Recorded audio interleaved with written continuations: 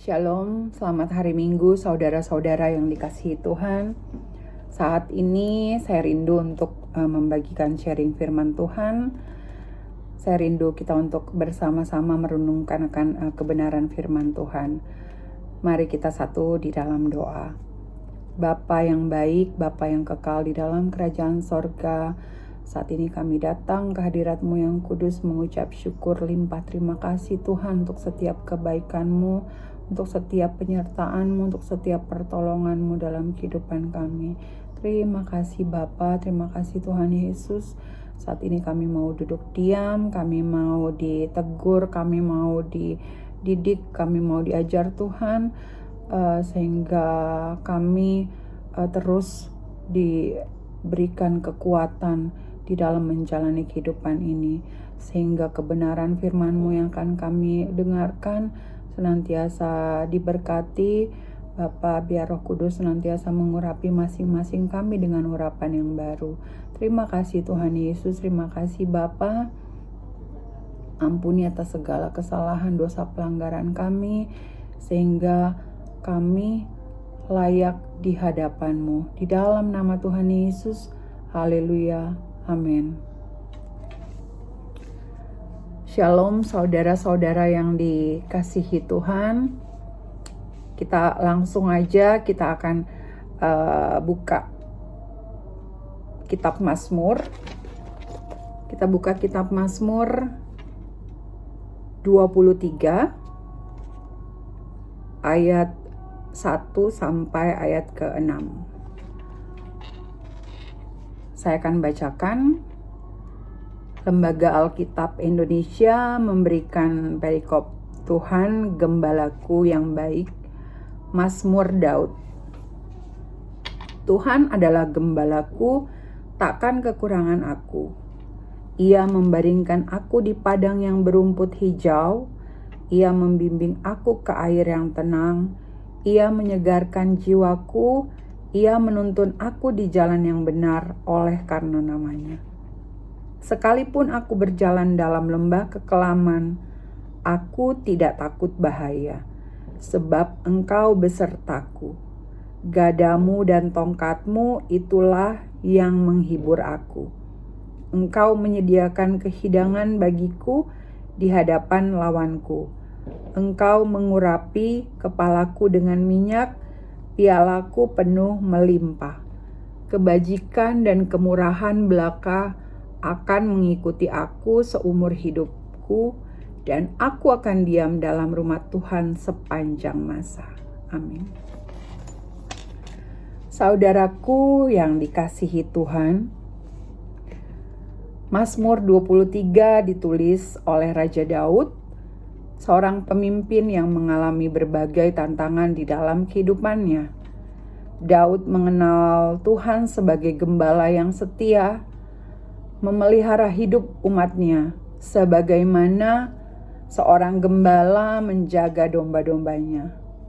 Pada zaman Israel kuno, gembala adalah simbol kepemimpinan dan perlindungan, sehingga Mazmur ini menggambarkan hubungan intim antara Tuhan dan umatnya.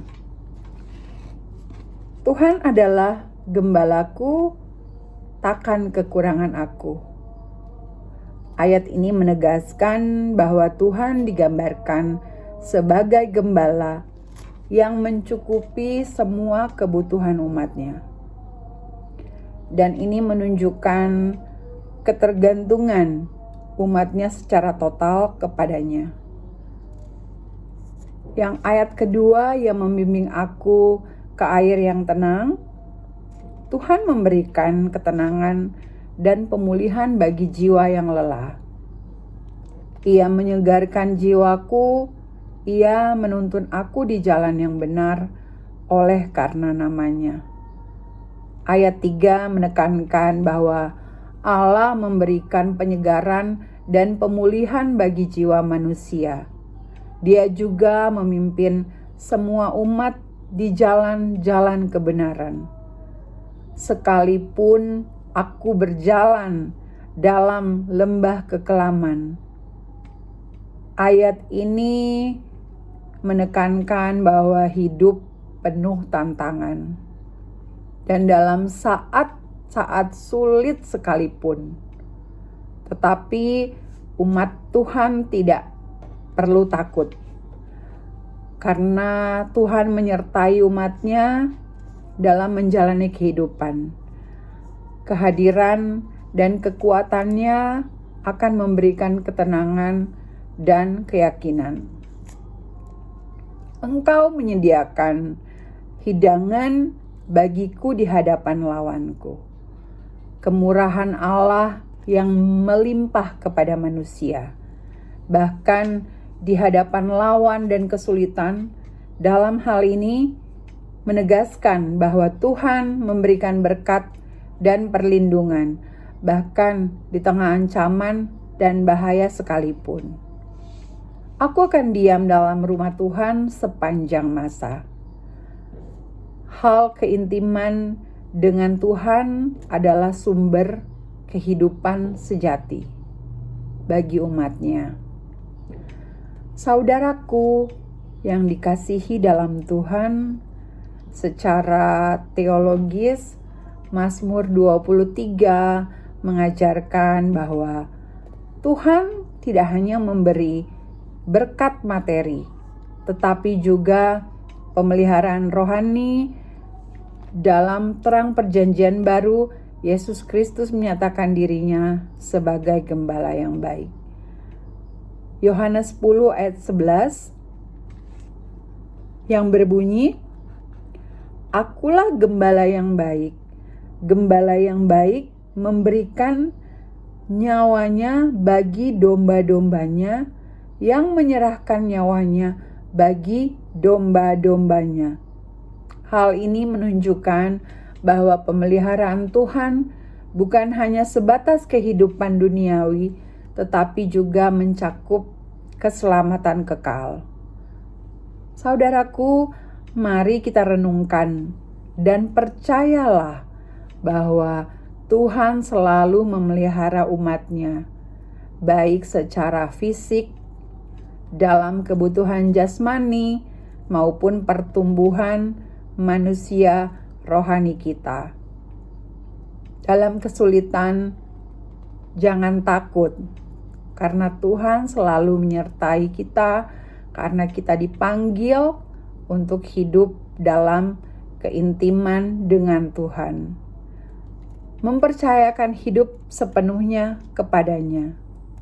Kita harus mendekat dan melekat terus hanya kepada Tuhan dan mengalami perjalanan hidup bersamanya.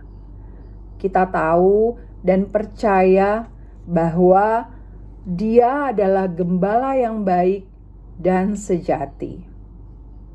Tidak ada dan tidak akan ada pemeliharaan dan kepastian hidup yang sejati di luar gembala kita yang baik, yaitu Tuhan Yesus Kristus. Amin. Tuhan Yesus memberkati.